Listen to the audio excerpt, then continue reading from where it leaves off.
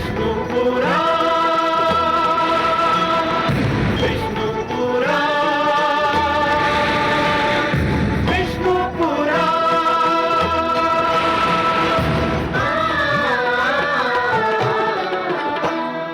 जीव ज्ञान ब्रह्म ज्ञान अथ श्री विष्णु पुराण। ओम की कथा महान, जय श्री विष्णु पुराण, विष्णु पुराण, विष्णु पुराण, विष्णु पुराण। प्रगटे कब तीन लोक, जन्म मृत्यु हर्ष शोक। पृथ्वी जल वायु गगन, प्रकृति कब ज्योत अगन। इस पुराण में है निहित जप तप और योग ध्यान। विष्णु पुराण, विष्णु पुराण, विष्णु पुराण। मैं मां हूं, धरती मां। राजा का धर्म है कि वो राज्य के साधनों का प्रयोग जनता की भलाई और रक्षा के लिए करे। जो राजा इन साधनों का उपयोग अपने और अपने परिवार के लिए करते हैं, वे अपने धर्म से विमुख होने के अपराधी होते हैं। प्रहलाद ने जब अपने पुत्र की रक्षा के लिए सेना बल के उपयोग का विरोध किया तो मुझे हार्दिक प्रसन्नता हुई। ऐसा करके उसने आने वाले युगों के लिए भी एक आदर्श सिद्धांत बनाया है। राज परिवार और सामंतगण यदि राज्य साधनों का उपयोग अपनी शान बढ़ाने के लिए करने लगेंगे तो न केवल राज्य कोष पर बोझ पड़ेगा, बल्कि जनता और देश की सीमाओं की रक्षा भी संकट में पड़ जाएगी। प्रहलाद राजा होने के अतिरिक्त पिता भी है, और जब पिता होने के नाते उसने अपने पुत्र की रक्षा करने का बीड़ा उठाया तो मुझे बहुत प्रसन्नता हुई। ये वही प्रहलाद है जिसे अपने पिता से घृणा के अतिरिक्त कुछ भी नहीं मिला था, पर वो अपने पुत्र से प्रेम करने में कोई कसर नहीं छोड़ रहा है।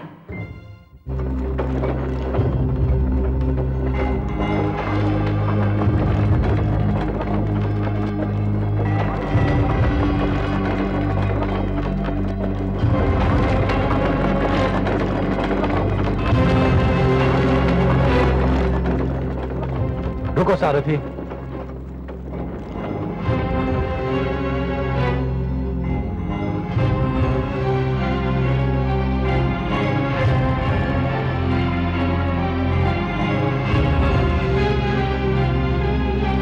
पुत्र विरोचन, पुत्र विरोचन, पुत्र विरोचन, पुत्र विरोचन।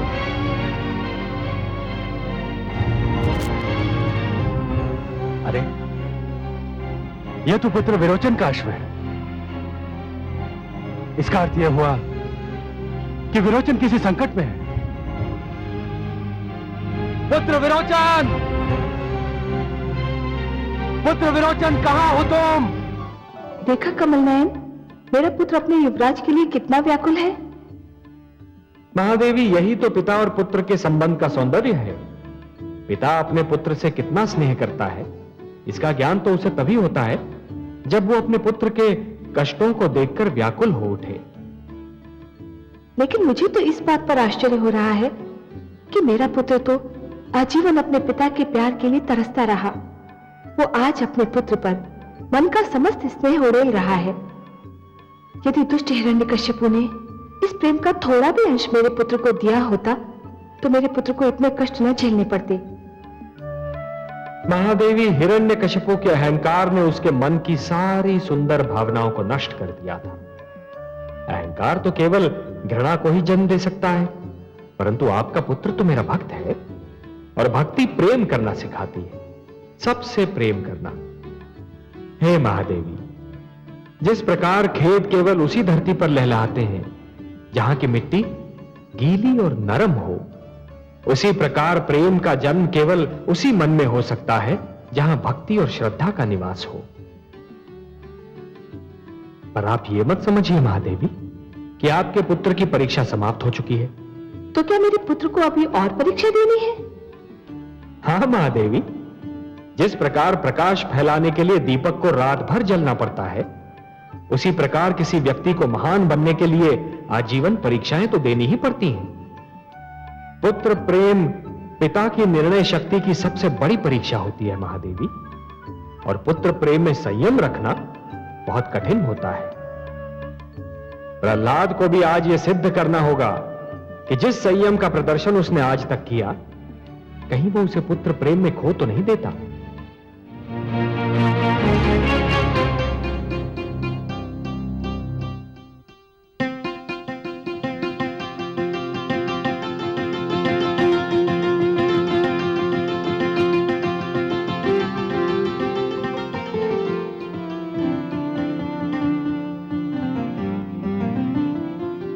हे आदित्य देव, हे विष्णु रूप, जिस प्रकार आपकी किरणें मुझे छू रही हैं, यदि मेरे पुत्र तक भी पहुंच रही हैं, तो कृपा करके उसे मेरा यह संदेश दें कि मैं उसके लिए बहुत व्याकुल और चिंतित हूं, बहुत व्याकुल और चिंतित हूं।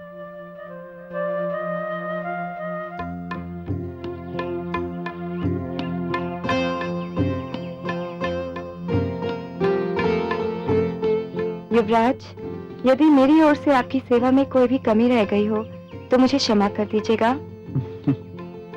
तुम्हारी ओर से तो कोई कमी नहीं हुई है देवी, किंतु कुछ कम अवश्य लग रहा है। क्या कम लग रहा है युवराज? लगता है मैं कुछ अपना यहाँ छोड़े जा रहा हूं।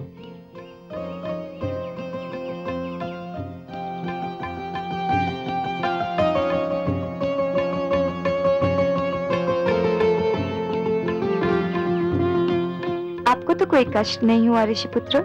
कष्ट? कैसी बात करती हैं देवी? यहाँ पर जो सुख का अनुभव मुझे हुआ है, उसकी तो मैंने कभी कल्पना भी नहीं की थी।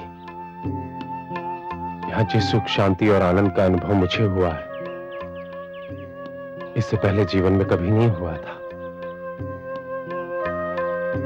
इस कुटिया में बिताए हुए पल जीवन भर मेरे साथ रहेंगे।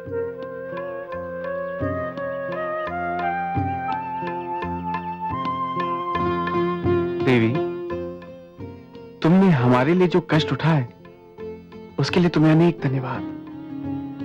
देवी, तुमने मेरी जो सेवा की, उसके लिए मैं सदैव आभारी रहूंगा।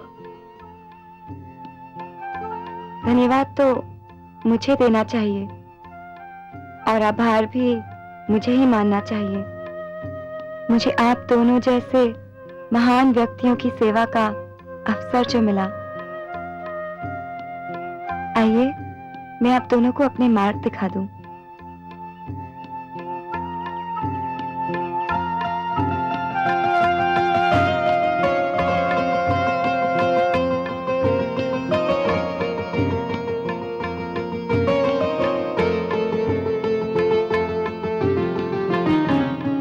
ऋषिपुत्र, ऋषि अंगिरा का आश्रम उधर दक्षिण की ओर है, आप उधर जाइए।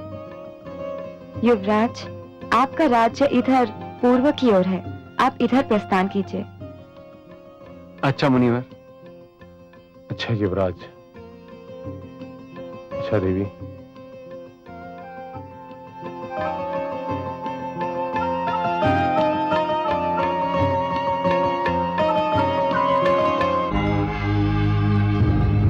पुत्र विरोचन!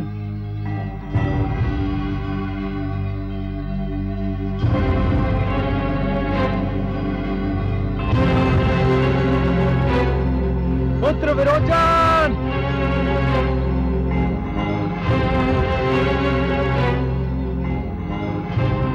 कहाँ हो तुम पुत्र?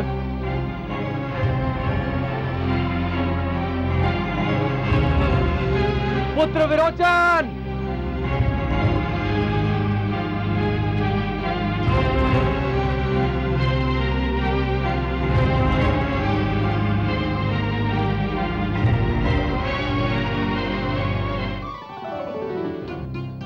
पुत्र विरोचन, विरोचन, पिताश्री, पुत्र विरोचन, पिताश्री, पिताश्री, पिताश्री, आप यहां कब आए? मैं तो कल संध्या से ही तुम्हें यहां ढूंढ रहा था। मैं तुम्हारे लिए बहुत व्याकुल था पुत्र। पिताश्री, मुझे ज्ञात नहीं था कि आप मेरे प्रति इतना स्नेह रखते हैं। आपका ये पुत्र प्रेम देखकर मुझे गर्व हो रहा है। मैं अपने पिता का वो प्रेम प्राप्त न कर सका जो एक पुत्र को पिता से मिलता है।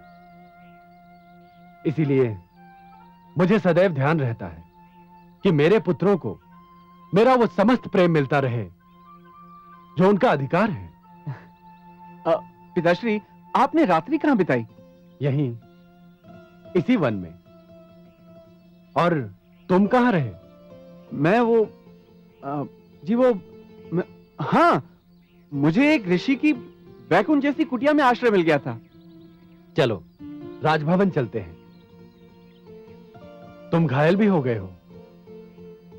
तुम्हारी दादी श्री और माता श्री तुम्हारे लिए अधिक व्याकुल हो रही हैं। हम शीघ्र न पहुंचे तो वो और अधिक व्याकुल हो जाएंगी। चलो चलिए।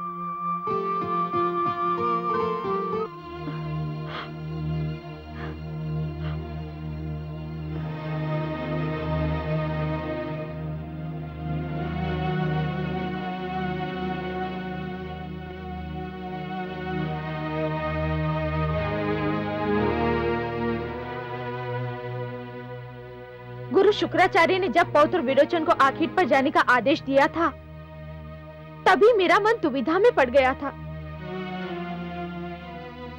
न केवल उनका आदेश अनुचित था, बल्कि आदेश देने का समय भी। माताश्री, मुझे भी लगता है पुत्र विरोचन को नहीं जाना चाहिए था।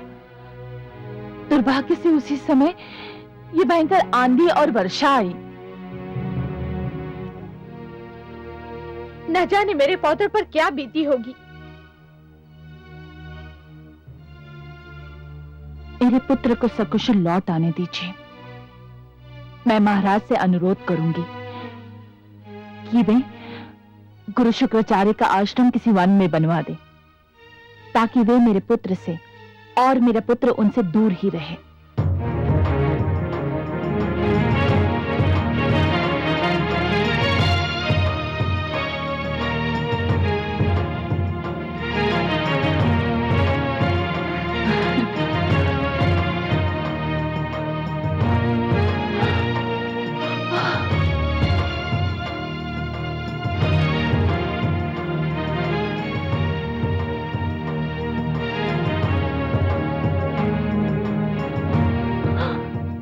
ईश्वर, ये क्या हो गया मेरे पुत्र को? पौत्र, यह तुझे क्या हुआ? तू घायल कैसे हो गया? न जाने कितना रक्त बह गया होगा। अब तो देखो, पीला पड़ गया है। साधारण चोटें हैं माते, 2-4 दिन में ठीक हो जाएंगी। चुप रहे पौत्र, इतने गहरे घाव है और तू इसे साधारण चोटें कह रहा है? पौत्र, इसे शीघ्र ही वैद्यराज को दिखाओ। घाव में धूल मिट्टी लग गई होगी तो संकट खड़ा हो जाएगा। जा रहा हूं दादी श्री, जा रहा हूं, वहीं जा रहा हूं, उसी के पास जा रहा हूं जिसके पास इन घावों का उपचार है।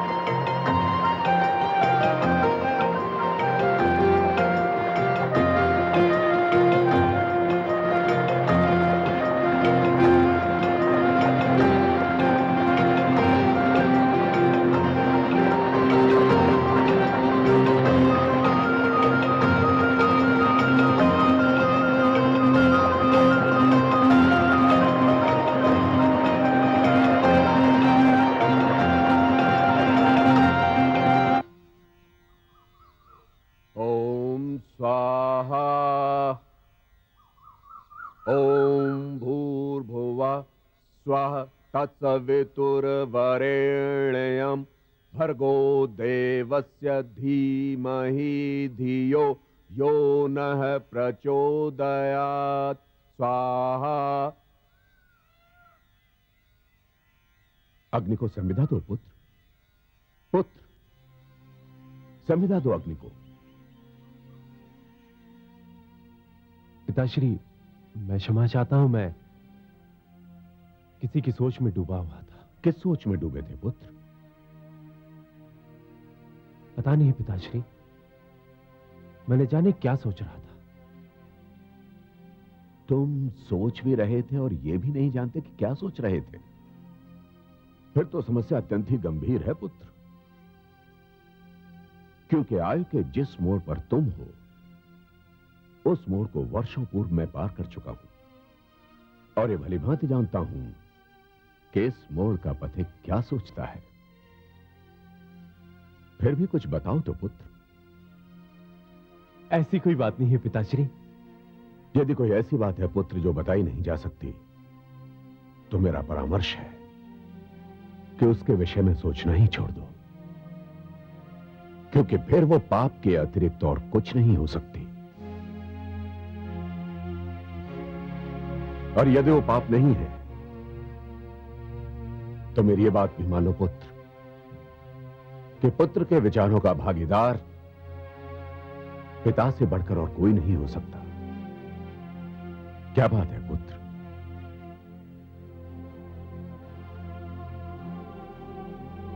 मुझे ऋषिवत्स की कुटिया की एक सुंदर घटना याद आ गई थी पिताश्री। क्या नाम है उस सुंदर घटना का पुत्र?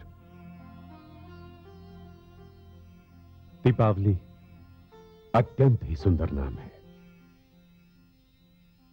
वो अपने नाम से भी अधिक सुंदर है पिताश्री। अच्छा, तो तुम्हें उससे प्रेम हो गया है? प्रेम कोई अपराध तो नहीं होता है पुत्र कि जिसे छिपाने की आवश्यकता हो। मुझे तो प्रसन्नता है कि तुम प्रेम में भी अपने स्तर से नहीं गिरे। तुमने प्रेम किया भी तो वत्स जैसे महान ऋषि की कन्या से।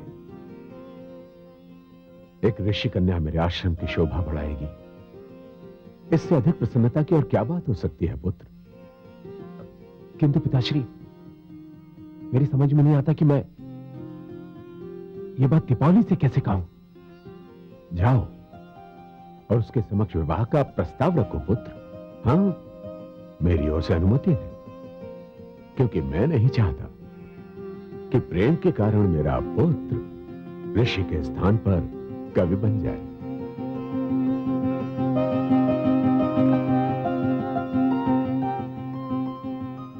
कवि तो मैं बन गया हूं पिताश्री।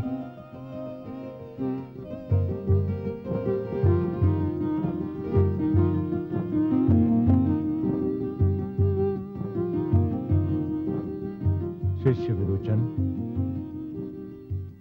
शिष्य विरोचन, विरोचन। जी गुरुदेव। ये मैंने तीसरी बार पुकारा है तुम्हें। मैं क्षमा चाहता हूं गुरुदेव।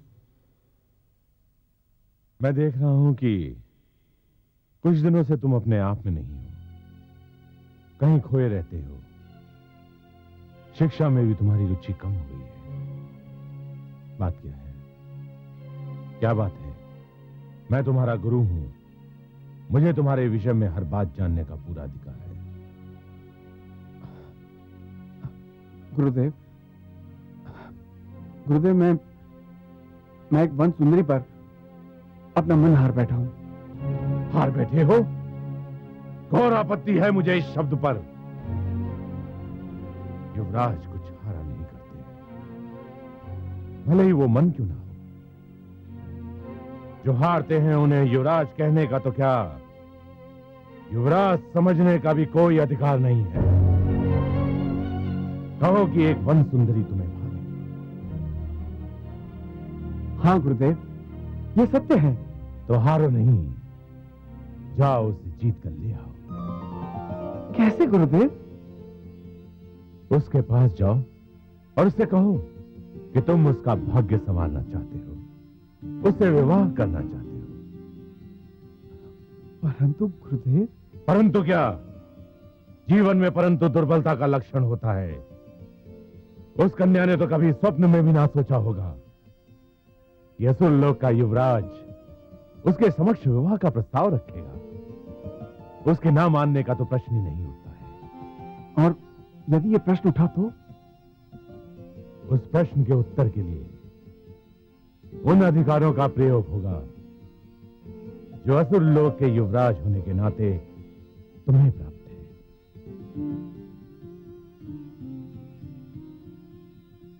प्रेम में शक्ति का प्रयोग करना उचित नहीं गुरुदेव। ऐसी बातें कवियों को शोभा देती हैं, राजकुमारों को नहीं। राजकुमारों को शक्तियां इसलिए नहीं मिलती हैं कि एक साधारण सी कन्या उनके प्रस्ताव को अस्वीकार कर दे और वे सिर झुकाए चुपचाप खड़े रहे। जाओ, उस वन सुंदरी को लेकर आओ। जो आज्ञा गुरुदेव।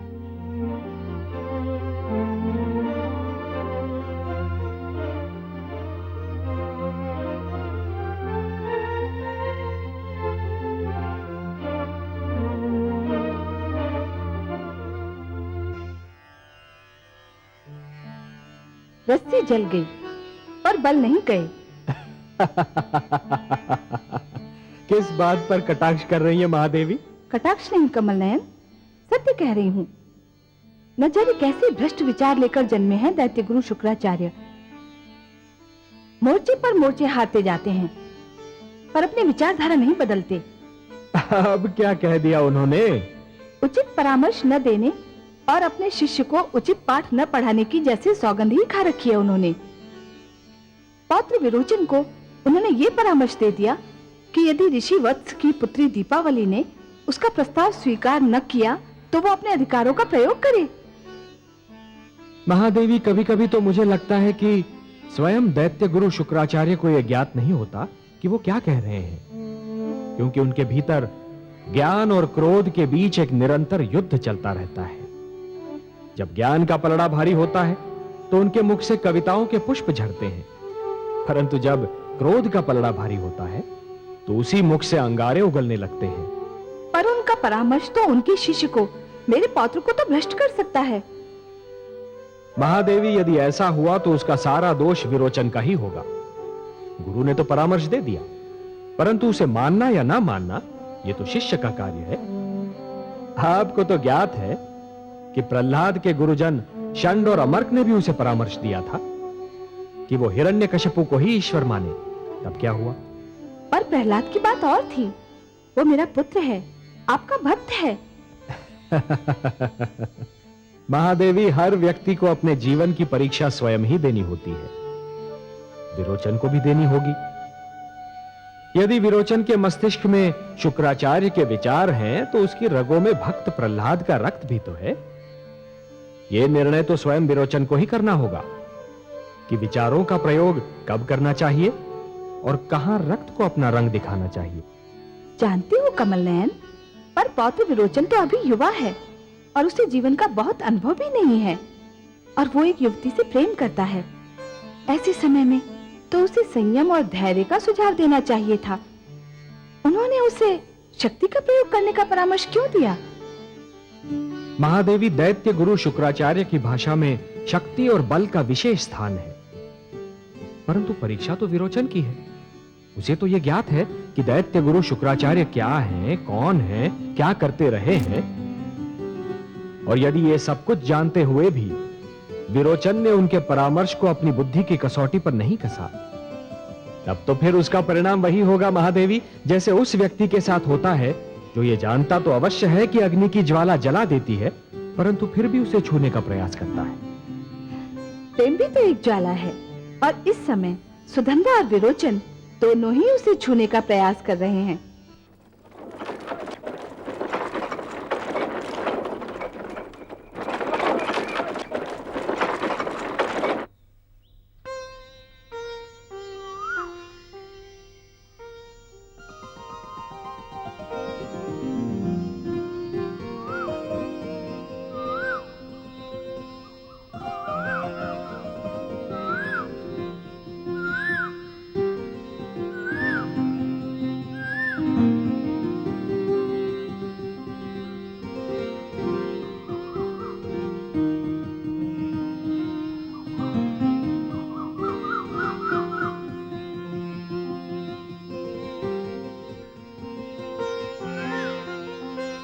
देवी,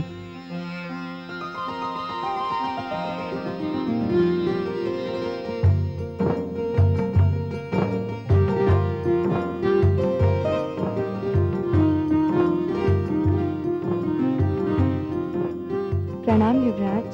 प्रणाम देवी। आश्चर्य हुआ हाँ। मेरे समय आने पर? नहीं, इस संयोग पर कि बस एक क्षण पहले मुझे आपका ध्यान आया था और दूसरी क्षण आप स्वयं आ गए।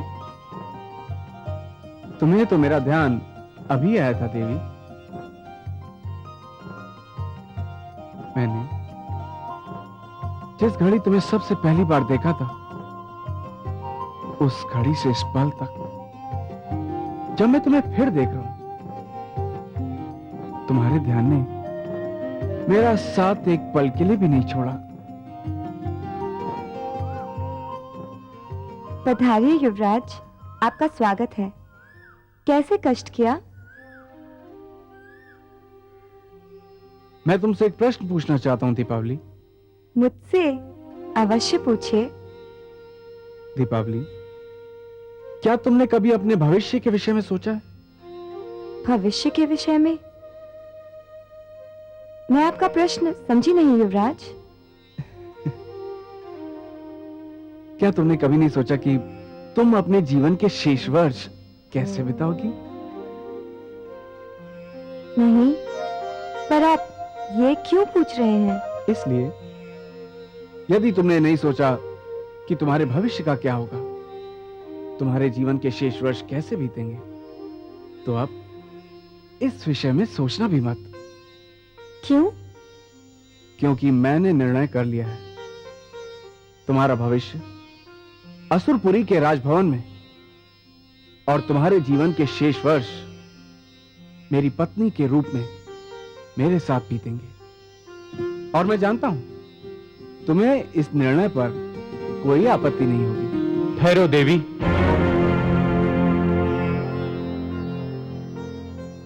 इससे पहले कि तुम युवराज विरोचन को कोई उत्तर दो, मैं ये कहना चाहता हूं कि तुम्हारे नेत्रों ने जो मेरे मन को संदेश दिया था, मैं उसका उत्तर लाया हूं। देवी, मैं तुमसे विवाह करना चाहता हूं। ऋषिपुत्र। दीपावली, मेरे राजभवन के द्वार तुम्हारे स्वागत की आस लगाए हुए हैं और मेरा ऋषि आश्रम तुम्हारे पैरों की चाप पर कान धरे हुए है। तुम्हारा क्या उत्तर है देवी? मेरी तो कुछ समझ में नहीं आ रहा, कुछ समझ में नहीं आ रहा। मैंने तो पहले ही कहा था कि एक सूर्य और दूसरा चंद्रमा है। पर चुनना तो एक को ही होगा दीपावली, या सूर्य को या चंद्रमा को। जीवन के लिए सूर्य और चंद्रमा दोनों ही आवश्यक हैं। एक दिन का उजाला है और दूसरा रात्रि का। हे युवराज, आप महान सम्राट प्रहलाद के पुत्र हैं, तो हे ऋषिपुत्र, आप एक महान ऋषि की संतान। कोई ऐसा गुण नहीं जो आप दोनों में ना हो, और कोई ऐसा दोष भी नहीं जो आप दोनों में से केवल एक में हो। आप दोनों ही श्रेष्ठ हैं। मेरे मन में आप दोनों के लिए बहुत कोमल भावना है। मेरे लिए यह निर्णय लेना असंभव है कि मैं किसे स्वीकार करूं।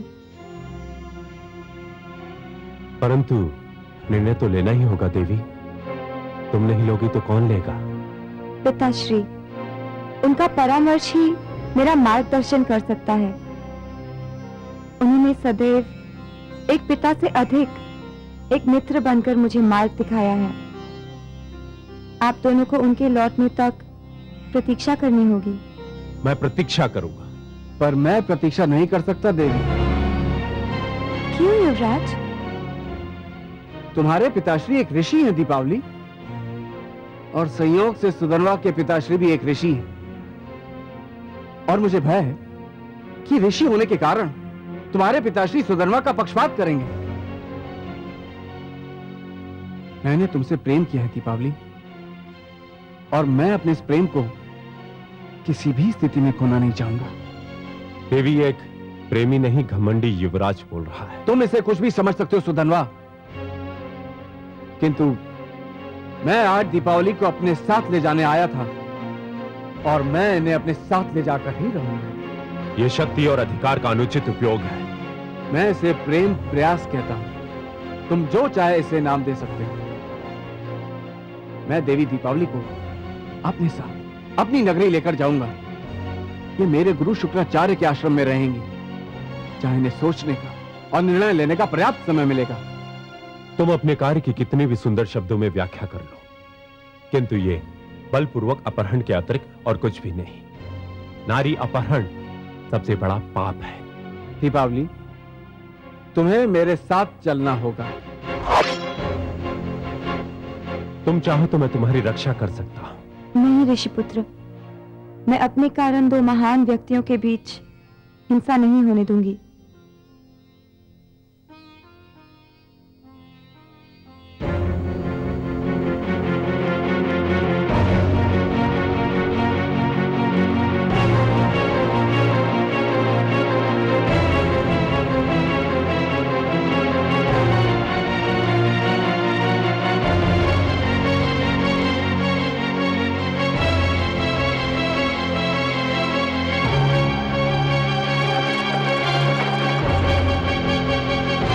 युवराज, ये अन्याय है। तुम अपनी राजशक्ति का प्रयोग कर रहे हो। अब मैं तुम्हें अपना तपोबल दिखाऊंगा। वही हुआ ना कमल नयन, जिसका मुझे भय था। दैत्य गुरु शुक्राचार्य की दी हुई अनुचित शिक्षा अपना रंग दिखा रही है। पौत्र विरोचन ने अपने प्रेम को जीतने के लिए अपने बल और अधिकारों का प्रयोग किया।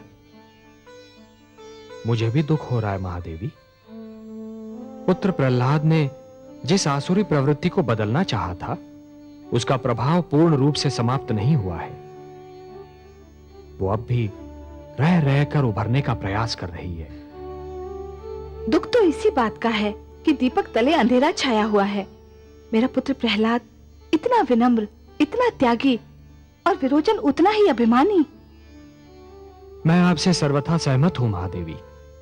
जिस प्रकार पुत्र विरोचन अपने प्रेम को जीतने के लिए शक्ति का प्रदर्शन कर रहा है, उससे तो उसकी प्रेम भावना पर ही प्रश्न चिन्ह लग जाता है। प्रेम करना तो सबका अधिकार है, परंतु प्रेम को शक्ति से छीनना सर्वथा अनुचित।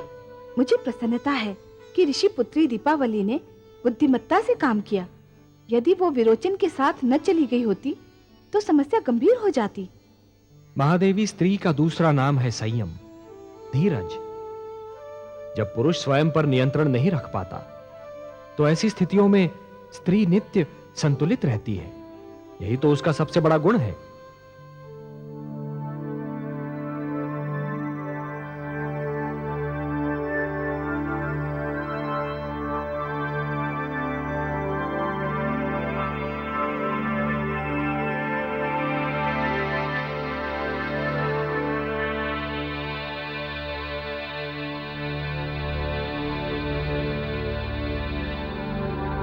गुरुदेव,